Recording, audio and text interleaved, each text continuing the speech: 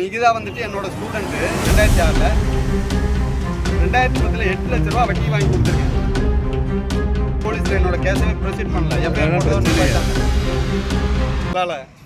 ஆட்டு அதாவது இந்த குடும்பங்க, அதாவது அது என்ன சொல்கிறது, ஆடு மேய்ப்பாங்க இல்லையா, அந்த குடும்பம் ஏதோ ஒரு பணத்தை கொடுத்துருக்காங்க. அவங்க வந்துட்டு ஒட்டுமொத்தத்துக்கு ஆட்டை விற்று கொடுத்துருக்காங்க கோனார் குடும்பம்.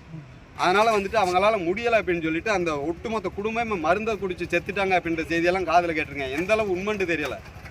இந்த மாதிரி ஆமாம் பல பேரை வந்துட்டு இது பண்ணியிருக்காங்க. எல்லாம் வந்துட்டு சாப்பாட்டுக்கு அவ்வளோ சிரமப்பட்டிருக்கேன். 2010ல் 8 லட்ச ரூபா வட்டி வாங்கி கொடுத்துருக்கேன். எவிடன்ஸ் எதுவும் சொல்லுங்களா? எதுக்குங்க சார்? பேமெண்ட் கொடுத்ததுக்கு எவிடன்ஸ் இல்லை, அந்த பேமெண்ட்டுக்கு எவிடன்ஸ் இல்லைன்றதுனால தானே போலீஸில் என்னோட கேஸவே ப்ரொசீட் பண்ணல. எஃப்ஐஆர் போட்டு போயிட்டாங்க. சொந்தக்காரங்க அப்படிதானே, அதுதான் பிரச்சனை.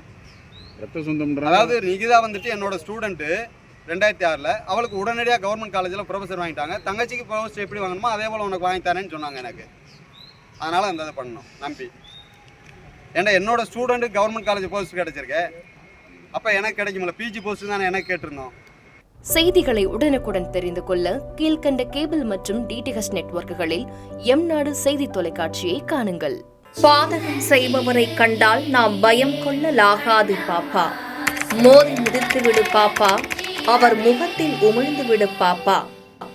அண்மை செய்திகளை உடனுக்குடன் தெரிந்து கொள்ள இணைந்திருங்கள் எம்நாடு தொலைக்காட்சியுடன்.